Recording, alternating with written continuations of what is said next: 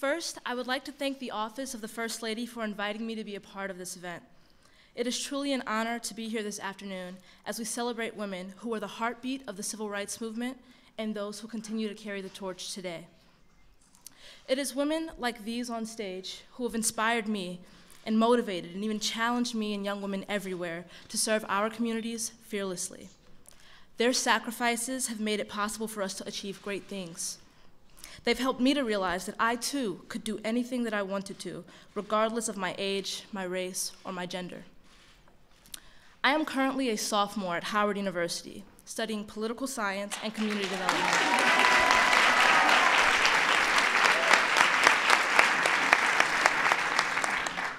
And just last year, I decided to turn my studies into action and run for local office. Now, at 18 years old, I have the unique opportunity to serve my community as an advisory neighborhood commissioner here in DC.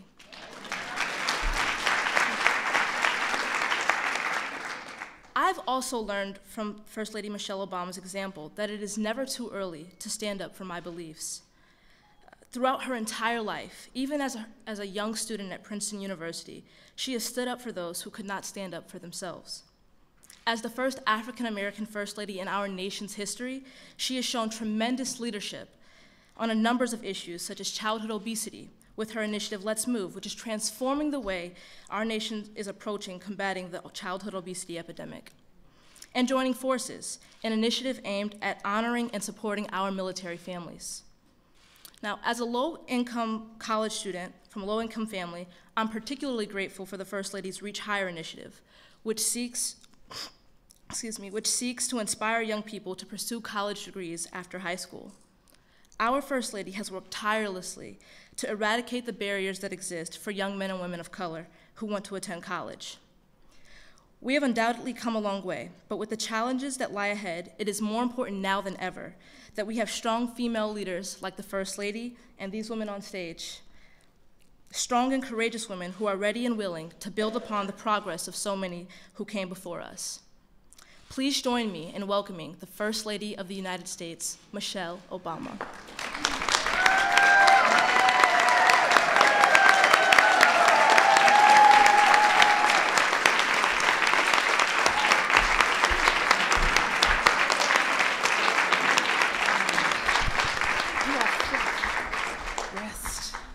Good afternoon.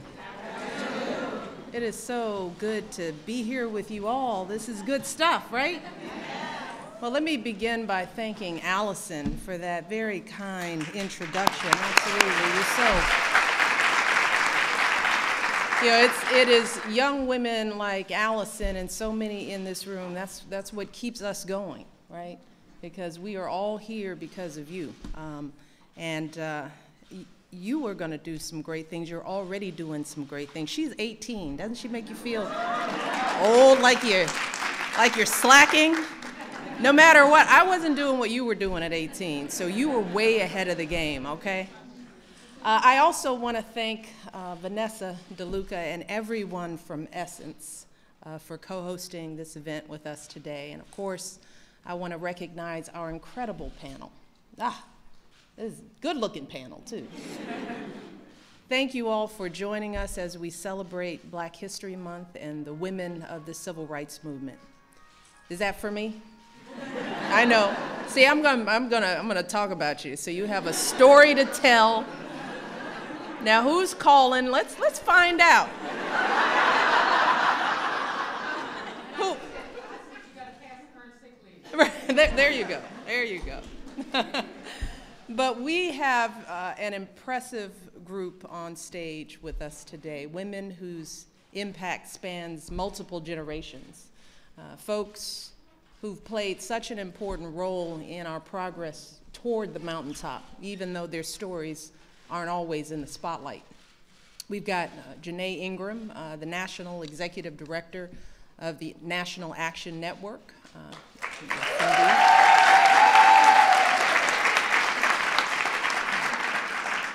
We have Chanel Hardy, the Senior Vice President for Policy at the Urban League.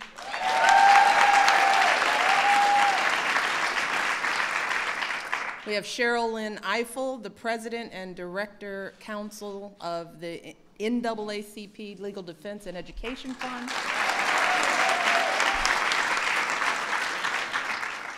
We also have the legendary reporter and trailblazer, my dance partner, Charlene Hunter Galt. See, this is Charlene. The first thing she said to me is, "I want that skirt." I said, "Okay, after I finish." And finally, we have Carlotta Walls Lanier, the youngest member of the Little Rock Nine.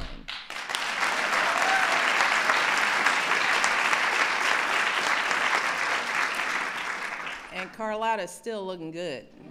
See, that's another thing, young ladies. You take care of yourself, you look like this panel up here.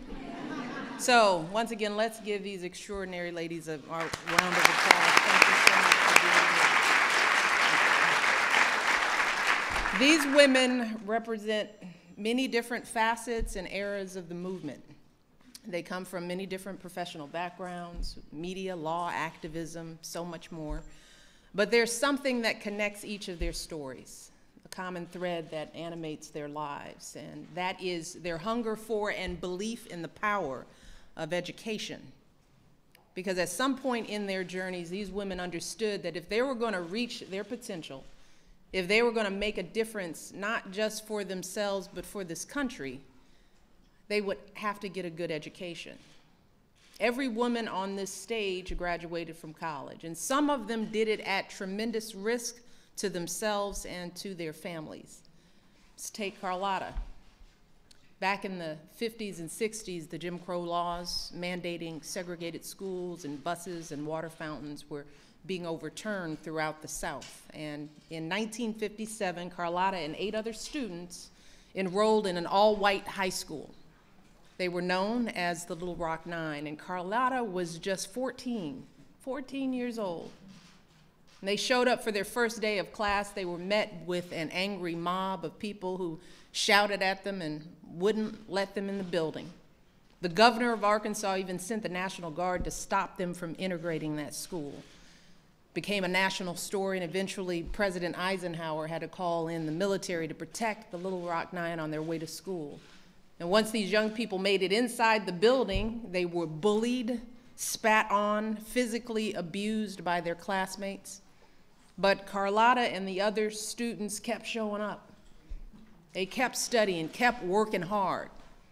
And 3 years later, Carlotta earned her high school diploma. She stayed hungry for her education and went on to graduate from college, start her own company. And today she serves as president of the Little Rock Nine Foundation, which gives scholarships to young people to help them reach their goals.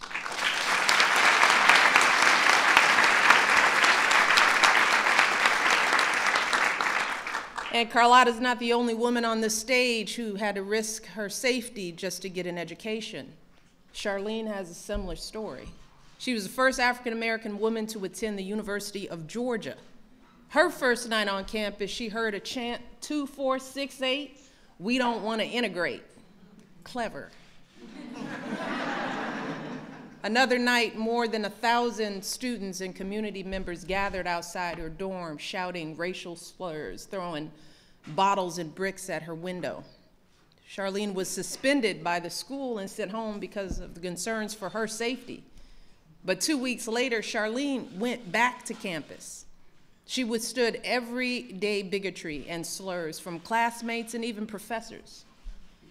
But Charlene dreamed of being a journalist, and she refused to let anything get in the way of earning her degree. And that degree propelled her on to an incredible career at NPR, at PBS, at CNN, at the New York Times. Yeah.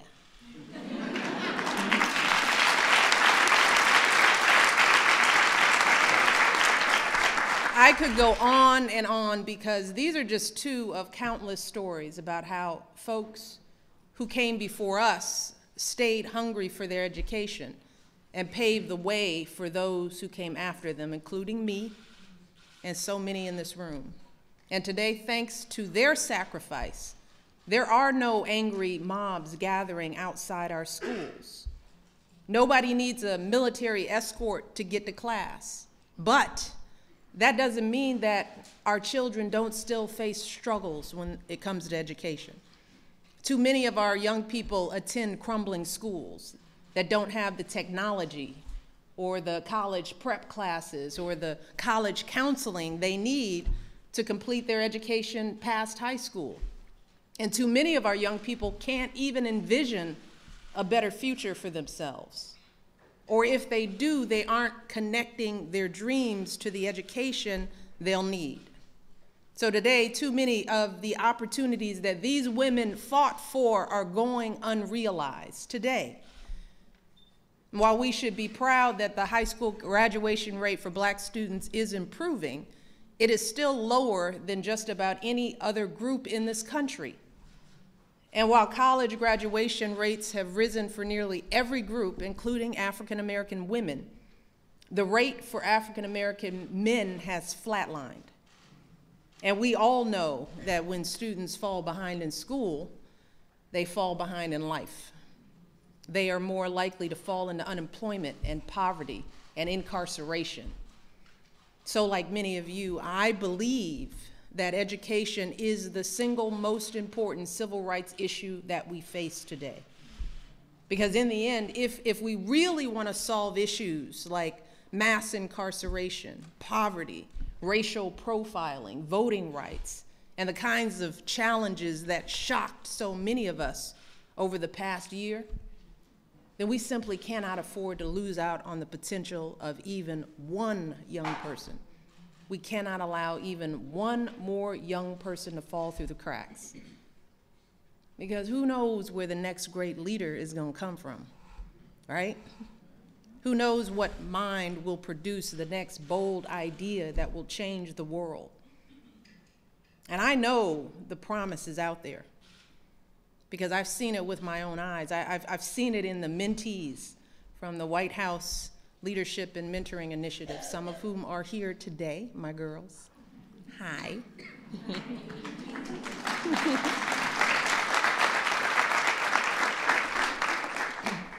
I've seen it in the young people who come to the White House for events like this. I've seen it in a student like Darius Wesley, who told me his story last year. When Darius was a freshman in high school on the south side of Chicago, his mother suffered a debilitating stroke, and he had to move in with a relative all the way across town. And as a result, every morning Darius had to wake up at 4 a.m. to get on 2 buses and an L just to get to school. His commute was almost 3 hours. Obviously, it wore him out. His grades started to slip. Eventually, he had to transfer schools and move in with a friend. But this young man kept his eye on the prize.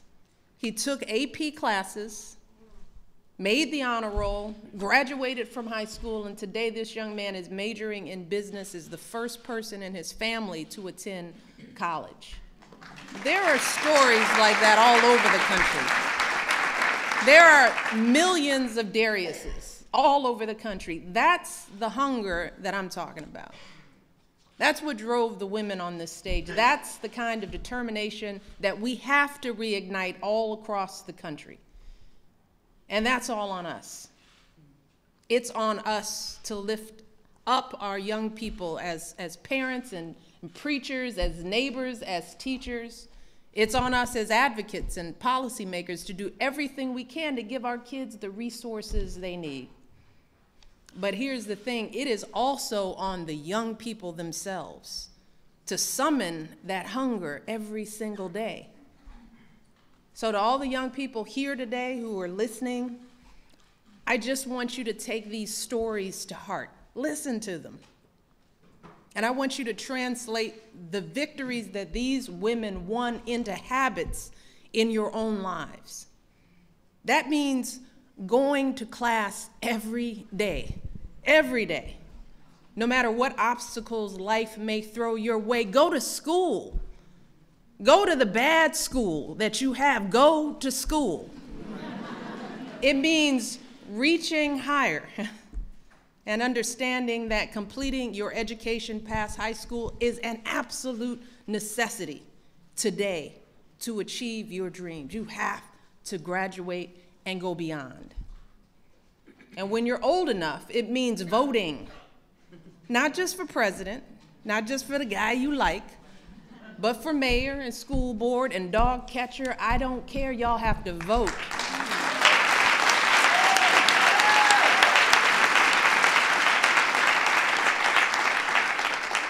And then when you're struggling, right? That's all we talk about is struggling, right? When you were struggling, because you will, all of us do, we still do.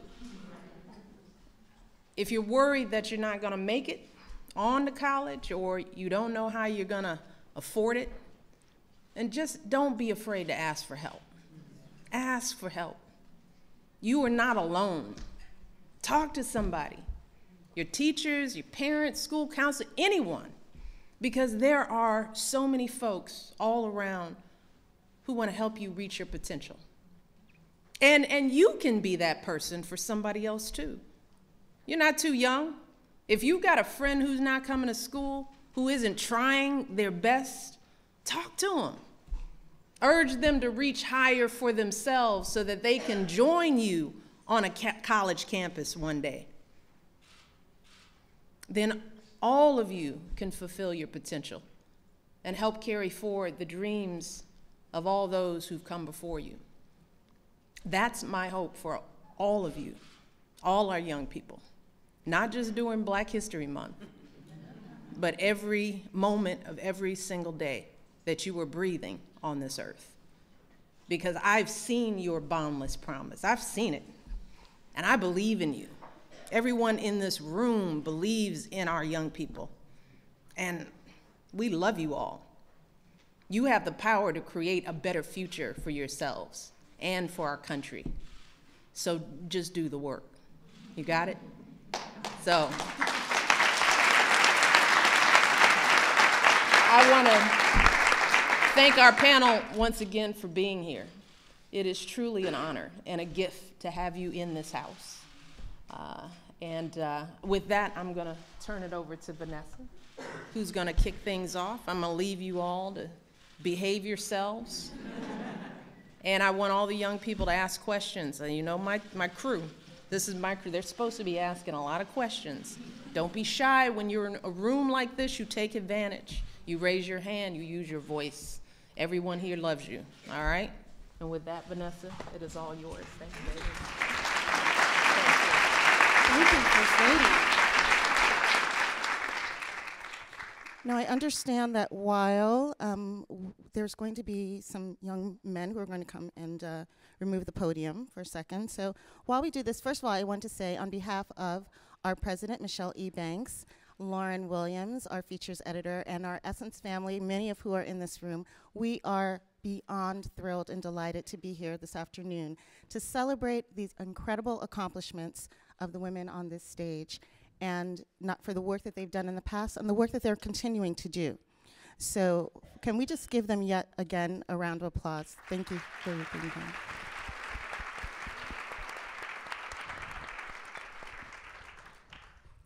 I'm going to start it off with a serious, somewhat serious question. And this is for any of you. What would people be surprised to know about your involvement in the movement? What would they be surprised to learn about the challenges you've had to face, some of the things you've encountered? This is for any of you.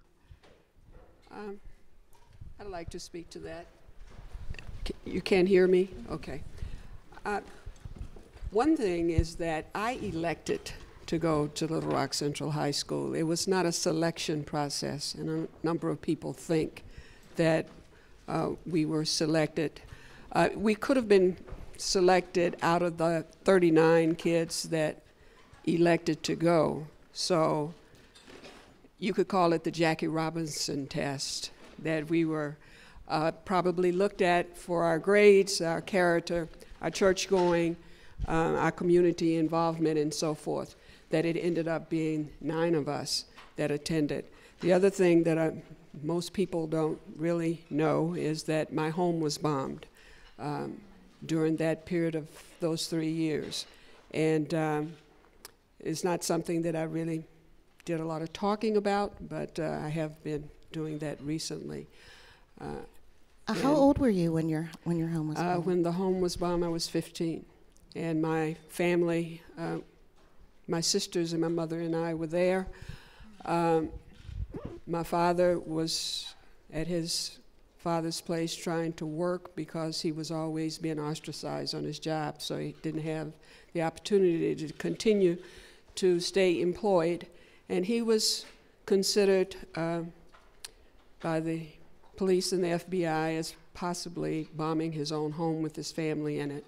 So that was very traumatic for us. And unfortunately, my closest friend up the street spent 2 years of a 5-year sentence for bombing our home, which we know he did not do. So we talk about incarceration of our young men today. This thing continues. It was long before then, and long before what we're going through now. This has been a continuation of incarcerating our young men who did not get their justice. Charlene? I'm so in awe of you. Because when I went Hamilton Holmes and I desegregated University of Georgia, you heard Mrs. Obama talk about, what happened when we walked through the university gates for the first time. And you people were little people, and we were bigger people, and you were our inspiration. If you could do it, we could do it. But the other thing was, and I want to thank you, by the way, for that, and I'm going to hug you later. The other thing, though, is that people might be surprised, but while we grew up in separate and unequal circumstances, that phrase, "it takes a village to raise a child," our segregated communities protected us and taught us that when they couldn't, by law, give us first-class citizenship, they gave us a first-class sense of ourselves. Right.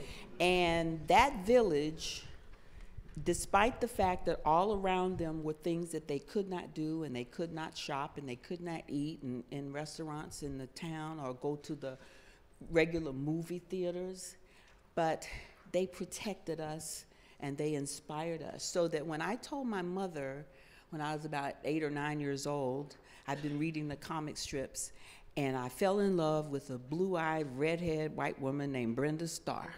Yes? Now, some of you on the front row have never heard of her, but I can hear from the laughter in the room that some of you know who Brenda Starr was. And in those days when black people were supposed to know their place, I said to my mother one day, when I grow up, I want to be like Brenda Starr. And my mother didn't say, that's not what little black girls do. A high school counselor told me that. But my mother told me, if that's what you want to do, just that simply.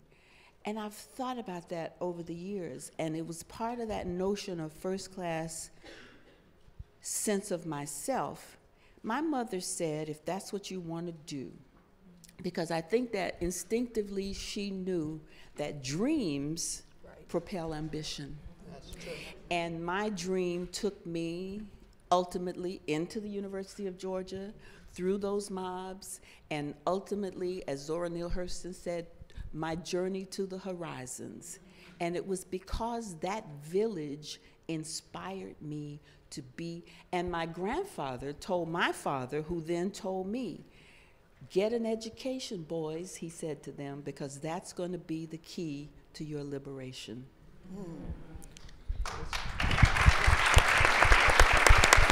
Well, that's fascinating to me, because I want to know from you, Chanel, Sherilyn, and Janae, is that a message that was passed to your generation as well? Was education and that kind of just that self-empowerment, that sense of self, was that something that was instilled in all of you at a very early age? I'd like to hear from each one of you on that. And how has that impacted on your ability to do the work that you do? So one of the things I've been saying with a lot of repetition lately has been, we all saw The Great Debaters, right? And I love the part where Denzel talks about they kept the slave body strong and they made the mind weak. And it really gets to what you were saying about that first-class sense of self. And, you know, as I think one thing that's been kind of both, I guess, validating and also kind of disheartening about doing civil rights is whenever I think that something looks like it's not right, and I'm like, let me do the research, and I do the research, I find out it's not only is it that bad, but maybe even worse. And so I keep coming back to, we are here to help you find and keep your righteous mind. And I have a kind of unique story, and I'll give a short version, and my mother's here, and very, excited that she's here. But my mother helped me keep my righteous mind because I was in a school that was eerily reminiscent of some of the schools that, we read about in the history books where, they told me and my sisters that we wouldn't be able to achieve because we were Black. And so we were miserable, and we were hating school, and my mother made a decision to homeschool us. And I don't know if you saw, there was an article I've been sharing around about this is a growing phenomenon for people who want to be able to say, we are going to not only protect our children's love of learning, but their sense of first-class self. Mm-hmm. And so I had that unique opportunity. I always feel like I have to say it's not for everyone, but I had that unique opportunity given me by my parents to say, yes, education is critical, and yes, you have that first-class sense of self. One, because you're made in the image of God, and He made you beautiful, and your brown, beautiful skin, and it wasn't just beautiful skin, it was brown, beautiful skin, was made by God. And so you can do anything that you want to do. And so when the teacher pulled me aside to take the test to place me, without telling my parents, I believe, and told me, you probably won't be able to answer all these questions, so if it gets hard, feel free to stop. I knew I could answer every question, so I was like, I don't even know why you're telling me this. I answered every question, and that comes back to, what we can control in a world that seems really crazy sometimes is what we do, and education is a key part of that. Well, I fall in a generation somewhere between the first two speakers and Chanel, and it's really interesting because I keep a picture in my office. It's my class picture from 1969, and I'm the only little Black girl in the picture because that year, or maybe it was just the year before, they started busing in New York. And it's interesting to hear particularly Chanel talk about the connection between education and your sense of yourself. Because I'm the youngest of 10 children. We had really no money. We believed, like many Americans, that we were middle class. And because we valued, the most important thing was education. There were no excuses around education. And we were expected not only to just go to school, but to excel at school. I mean, if the teacher called my house, it didn't even matter what the teacher said, just the idea that I would somehow not be just right on target, was just unheard of. And I loved school. I was not one of the people who struggled over education. I really loved school, in part because we didn't have very much at home. I didn't have a bicycle. We didn't go on trips. It was home with your family, and then it was school. And I loved school, and I loved learning. But I think what was said here about the self-esteem is so important. We just did a report, the Legal Defense Fund just did a report on African American girls and the barriers they face in education. And there are many, and we could talk about that at some point. But one of the most important things in that report that resonates so powerfully for me is that 75% of African American girls think that they will become leaders. And 58% think of themselves as leaders. That resonated for me because I also thought of myself that way. I had no reason to, but I believed it because my parents instilled in it. My father used to say, and he was a hard man, very difficult, didn't let you go out to dances, all that stuff, but he used to say to me, you are destined for greatness. And it didn't seem that big a deal.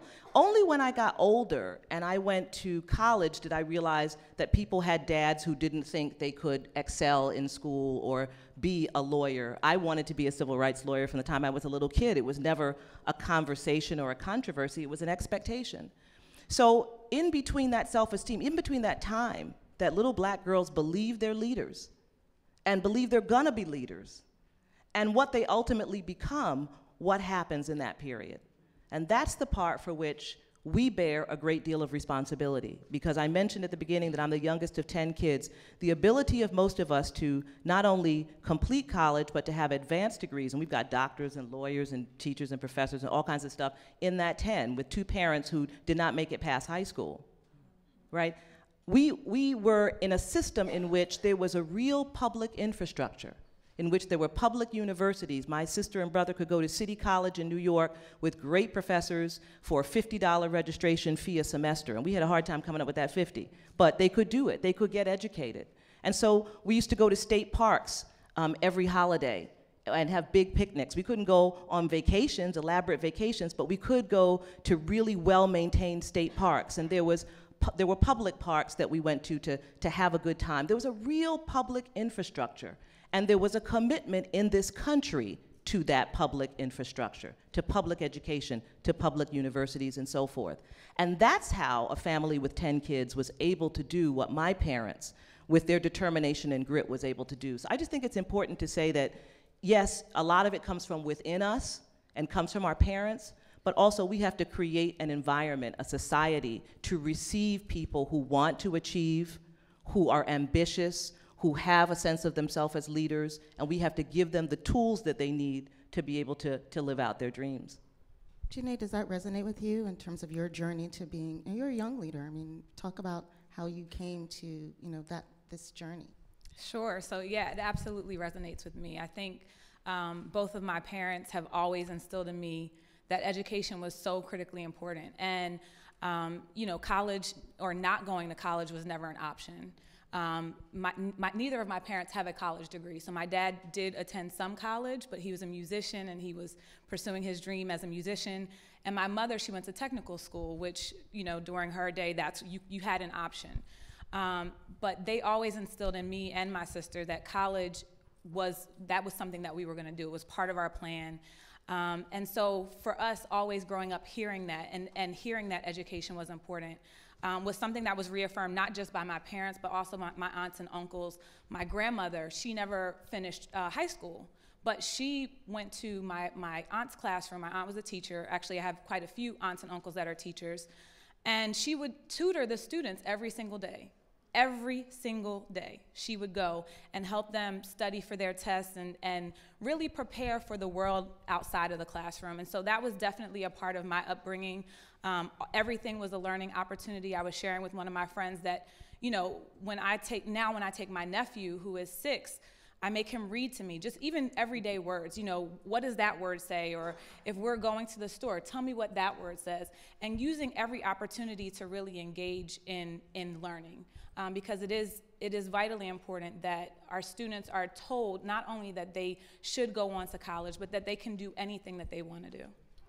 Absolutely, that's right.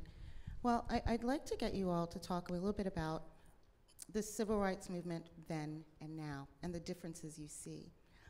Are there dramatic differences between, what you experienced, Charlene, what you experienced, Carlotta, and what's going on in Ferguson, what happened after the Eric Garner decision? Do you see parallels there, or things really very different? Vernon Jordan, whom many of you will know, didn't know him when he was making $35 a week as the young just out of law school. He helped me get into the University of Georgia. And he recently said that Martin Luther King talked about the walls of segregation came tumbling down. He said, but if you've ever looked at a construction site, when the walls come tumbling down, there's a lot of detritus and mess. Detritus is a bigger word, but mess all around. And he said, and that's a lot harder to clean up than it was to blow up the wall. And so I think that's what we are experiencing today. And it's been extremely exciting to me to see young people, black, white, out there in Ferguson and these other places. But I just want to quickly say one other thing. Something that Mrs. Obama alluded to And that is, again, going back to my segregated world. Every day was Black History Day, not once a month. Right. And we didn't put it in mothballs at the end of February, the day after my birthday, by the way. But every day, we walked into a school that was named for a race man, a freedom fighter, Henry McNeil Turner. Our arch rival was Booker T. Washington High School. And now, Little Rock. I talked to some of your students today who have just done a project about your time. And one of them was a young woman named Amory Austin, and you must know Thelma Mothershed Ware, who was one of your, who walked in with you. And she said that what she found out, she was assigned to interview one of the people from the Little Rock Nine or that period. Her aunt, Thelma Mothershed Ware, who went in with her, told her the story of that time. And she said, I said, oh my goodness, I didn't know that it was such a big deal.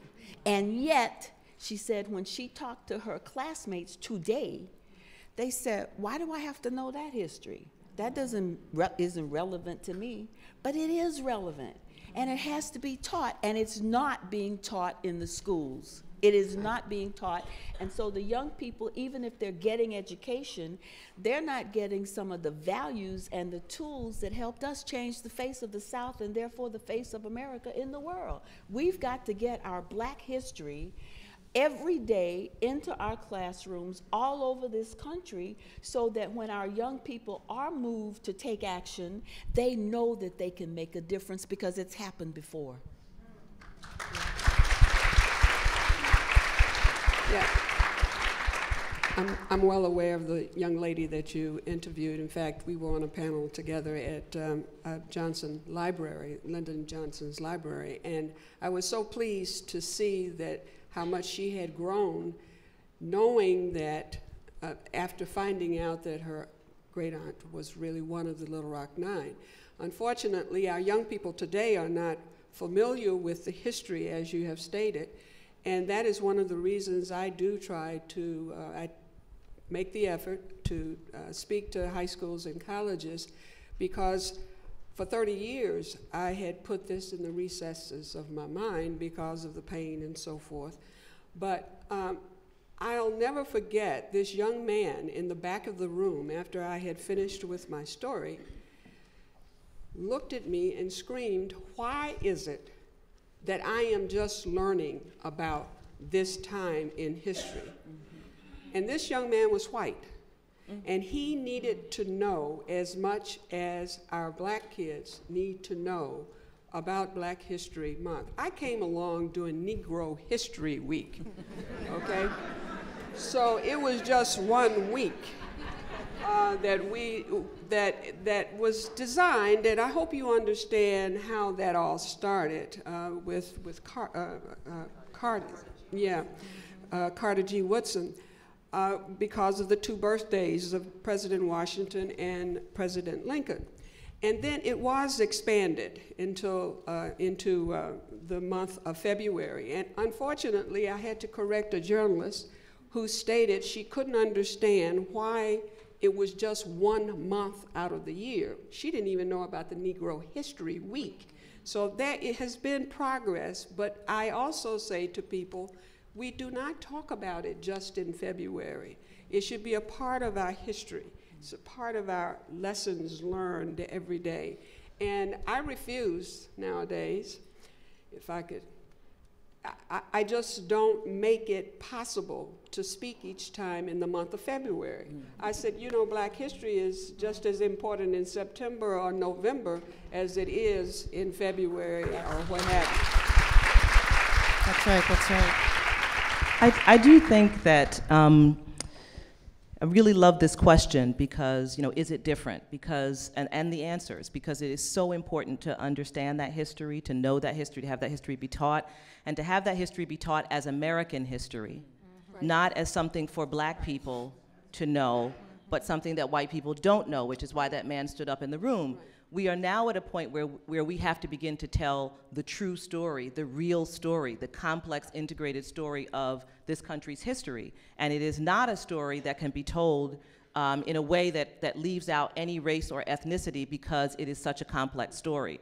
But I think, when you talked about what's happening right now, when we think about Ferguson and we think about all of the police killing issues and the way in which this country has been kind of roiled by these events, I think it's really two things we have to be looking at. It goes both ways. Young people have to know the history, but we also have to know their reality. And their reality is actually not the same as our reality. Some elements of it are the same, but there are important differences. And it goes back to what I was just saying about the world in which I grew up, in which there was this strong infrastructure that was there for young people, that was there to support them. My first jobs were from summer jobs programs, right? And so I got the skills I needed to learn how to go to work and so forth. So they are living in a world in which we have removed that from them, in which we have broken the contract with them. Now, we could go back into the history about how that happened. My own belief, frankly, as it relates to the public education system, is I believe that it begins with the reaction to Brown versus Board of Education. It begins with your history. It begins with Prince Edward County, Virginia, deciding to close the schools for 5 years rather than integrate. That's when we broke the contract with our young people around education. When we allowed white families to create private academies and use taxpayer money to stay away from black kids. There were no teachers' unions that were the problem at that point. At that point, the problem was the issue of integration. And so race comes and it undermines us. It undermines the democratic infrastructure of this country. And so that's the country that young people have inherited. So the issue of police violence has been around for a very long time. It was around when I was a kid. It was around, my organization's been dealing with this issue for a very long time. But the manifestation of it in the lives of young people today has its own dimensions that we have to understand so that we can understand their reaction. Yes, we should make sure they know the history so they know exactly what you said, that people have been able to make change. And we should never allow people to say, there's been no change. We are sitting right now in the White House. Can we please, really? So we shouldn't allow that. But we should be able to keep those two things in our mind at the same time, that we have made incredible progress, but that we really have a long way to go, and that there are new dimensions. It's not linear. An old civil rights activist once told me that, he said, racism is a shapeshifter. It's a shapeshifter, and you have to adjust yourself to it. And so it's not the same world it was then, and so we also have to make sure we're in the learning process as well. I'd love to hear about some of those tactics. I mean, Chanel and Janae, I know this is the work that you're doing. You're working with a lot of young people. You're teaching them. You're probably training them a lot on a lot of history. What are some of the tactics and strategies that are being employed now that you think are absolutely essential to moving this movement forward that maybe we didn't have available to us, 20, 30 years ago? I'll start. I really want to jump in on a point that Sherilyn left off on, and that is this thought that, now what are our young people facing? They're not seeing like the picture that we saw when we walked in where it said black and white, a black water fountain, a white water fountain. That's not the reality that our young people live with. So when they are confronted with situations of injustice, or when they're confronted with situations of racism, and not even just for them, for all of us, it can be very hard to try to figure out, was that a racist experience, or was that something else? Was it a gender bias? Was it, that this person just didn't like me? And so it becomes very hard to see the line in the sand. For our young people, though, what I encourage them to do is to really, National Action Network, we are a movement that is based in the model of Dr. King. And so we believe in nonviolent actions and tactics. And so our young people, that is what we train them in. We train them in how to resist different sort of regressive movements, if you will, things that want to take us back. And to do that non-violently, but using the methods of what's become current now, die-ins. Our Youth Move director, she started with us when she was 12 years old, and she's now 16. And she did a die-in in Lenox Mall in Atlanta, which is like, if you know Lenox Mall, that's the she mall, you know what I mean? So she was there and did a die-in Lenox Mall. And that was a tactic that she really wanted to do, and we encouraged her to do that. And so those types of things, marches and rallies, is something that we are known for. We just did one here in December, and everyone's like, you should teach a class on how to do a march in a week.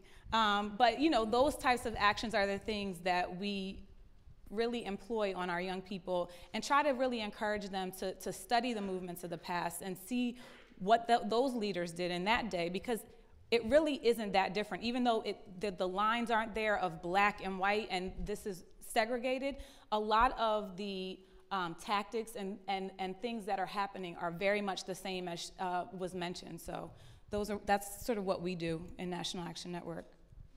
And I would just say, I think that there's nothing new, and I say that for a lot of reasons, but one of my favorites is the National Urban League is 105 years old. We're at a point where about half of our local presidents are what I would refer to as my elders, and then about half are my age or younger. And what's always great about when I speak to the elders, who are awesome, is I'll say, so I've got this idea, I wanted to run it by you. And they're like, yeah, honey, we tried that about 30 years ago, and this is what happened with that. Or see, you need to go and look back in the Urban League archives, and you'll see this magazine, and we had this initiative, and this is what worked, and I suggest you try that.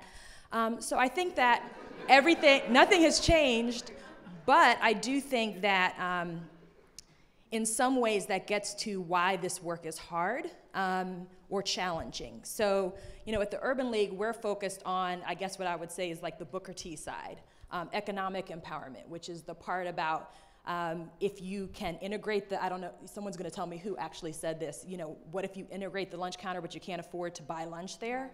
And that we have some of that. That's part of why it's tricky, right? Because supposedly everything's open to us.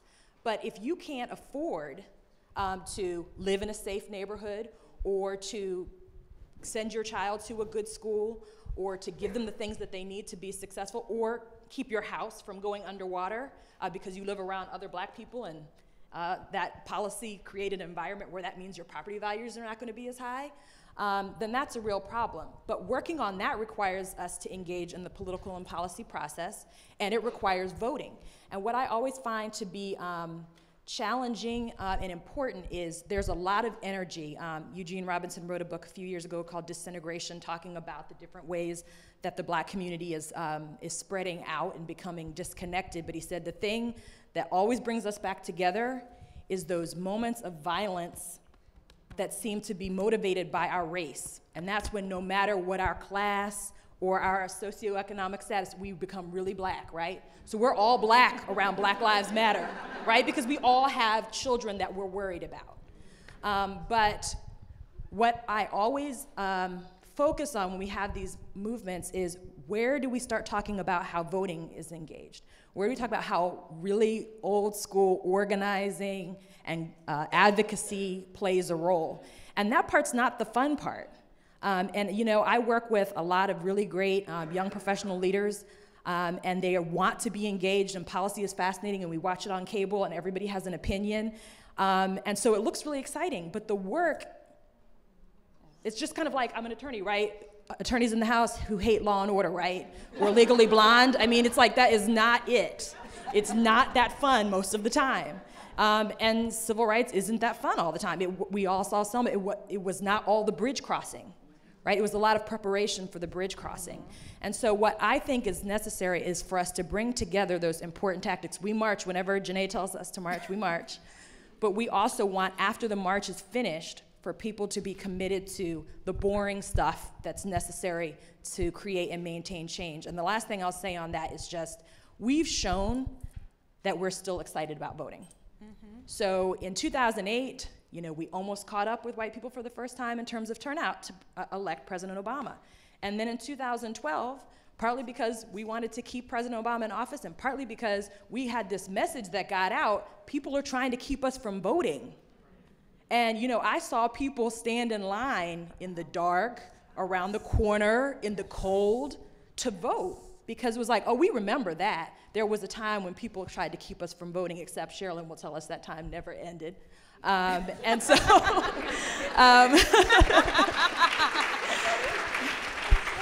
And so where we have not seen that improvement is those every other 2-year cycles. You know, we talk about Ferguson, they play lots of games, right? Part of the reason the turnout isn't there is because you vote for the mayor in an off year, in an off month, and people don't even know it's election day. So I think it gets back to kind of being willing to stick with those nothing new tactics, the same tactics people have always used to be successful. It's that consistency and refusing to give up. Can I just push back on that for just a little bit? In that, I think that different times do call for different tactics. I mean, so speaking as a litigator, as a civil rights lawyer, we're just talking about this. Over an arc of years, I've been practicing for 25 years, but the Legal Defense Fund, we're 75 this year, so we've been doing this for a very long time. And there are changes that happen. There are changes that have happened to our courts. There's a change that's happened in the narrative around race. You know, when I was first a lawyer, the idea that there was something called reverse discrimination, right, was like, what? You know, now this is something that's like accepted. The idea that people think that that's what affirmative action is. Like, there has been a change in the narrative, a change in the judiciary, a change in our political system. If we talk about the Voting Rights Act, which always was passed and reenacted with overwhelming bipartisan support. The last time, 390 to 33 in the House, 98 to 0 in the Senate. And then, you know, our efforts over the last year to try and get a fix to the Supreme Court's decision in the Shelby case, and the way in which it's been very hard to get people to kind of get in line for it, right? So there has been a shift in the political scene, and therefore we have to be responsive to that. We have to recognize that there are other forces that have changed America too. There are economic forces that have changed America, that changed the outlook for young people. So I just think even as we respect and stick with the, you know, the old tactics, we also have to be creative and inventive about the moment that we're in and be responsive to that. And I just want to say on that, also, I feel like we're always on the defense. And at some point, we have to become offensive thinkers about how we move our community forward. So, can I speak as a journalist for a moment? Whatever else I am. We have to be informed to do any of the things that you're talking about. And I think that, you know, I have a lot of liberal friends who only watch one channel. I have other friends who are maybe not so liberal who only watch another channel. And they get all of their information from television. There are more ways to find out the kinds of things that Sherilyn is talking about, and they're all talking about. And I'm going to say this, and I probably will get fired, although I don't have a boss anymore, so I can say it. I tweeted today, I was so angry at the notion that somebody would say this president doesn't love America. And so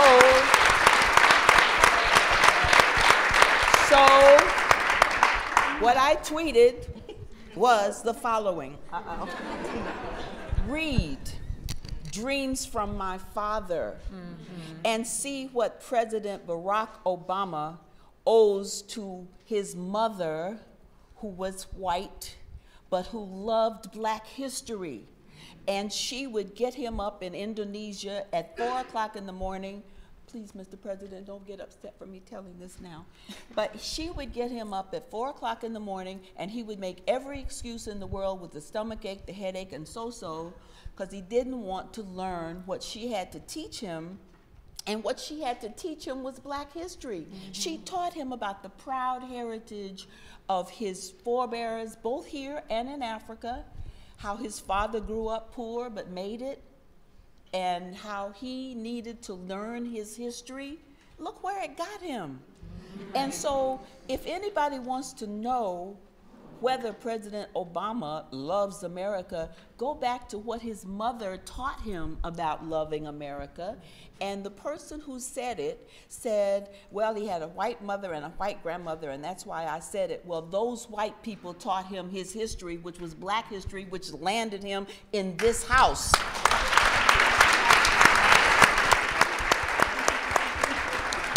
I love that you're talking about the influence and the power of a woman, power of a woman to really transform lives. And I want to talk a little bit about being a woman in this movement, being a woman in the movement, as opposed to being a man in the movement. I thought it was very interesting that so many people did not realize that the hashtag Black Lives Matter was originated by 3 women of color. They almost were pushed aside. I believe Patrice is in the room, I hope. She's supposed to be here, one of the Black Lives Matter founders. And it's just amazing to me how sometimes women's voices can get silenced or sidelined. And I just want to know from each of you what your experiences has been as a woman in the movement.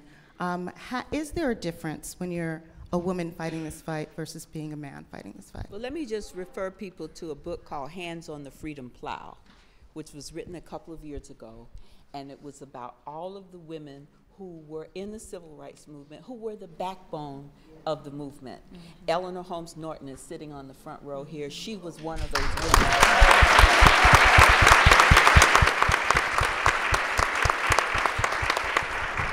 There would be no civil rights movement in America without the women who were the backbone of the struggle. I was so thrilled to be in Hattiesburg, Mississippi a few weeks ago, and one of the women who was asked to stand up, and I just was almost in tears, was a member of the Mississippi Freedom Democratic Party. And she is still alive and still strong. And that's the take that I think we need to, because even then they were taught that they were not in the leadership, and yet they were doing everything. And at one point, one whose name I won't mention now, when they took a position paper to talk about the place of women in the movement, and this male in the movement said the only place for women in the movement is prone. And they reacted to that, and he changed his tune very quickly. But women have always been in the forefront of every struggle that we have ever had, and today, still. In fact, just piggybacking off of that one, Daisy Bates was one of those women. And she became president of the Arkansas NAACP prior to us being involved in what we were involved in. And you know how she got that position is because it was so much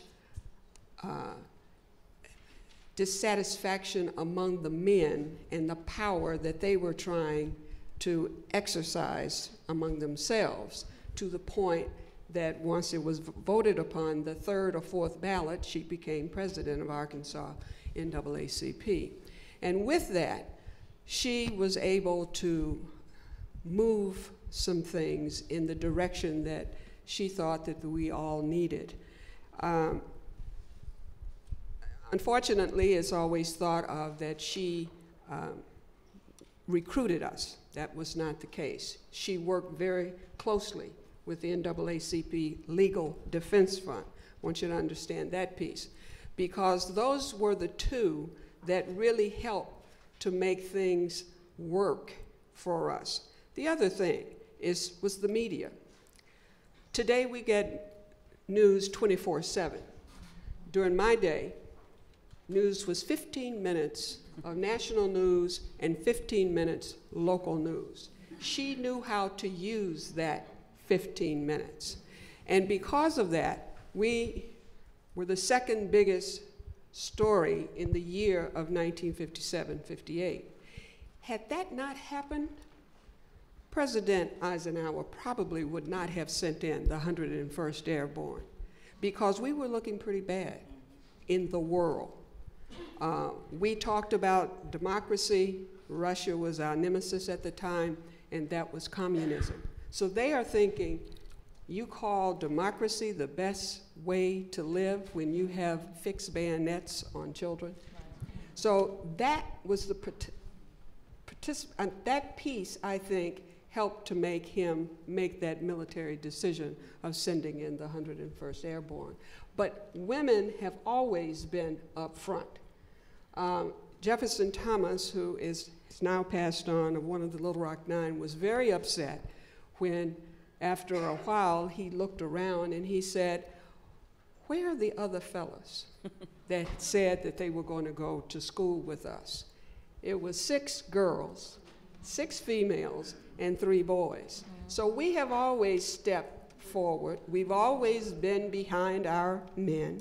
We have always encouraged our children, our men, and our community, and we will continue to do that. Hopefully, we will see a female in this particular house, just as we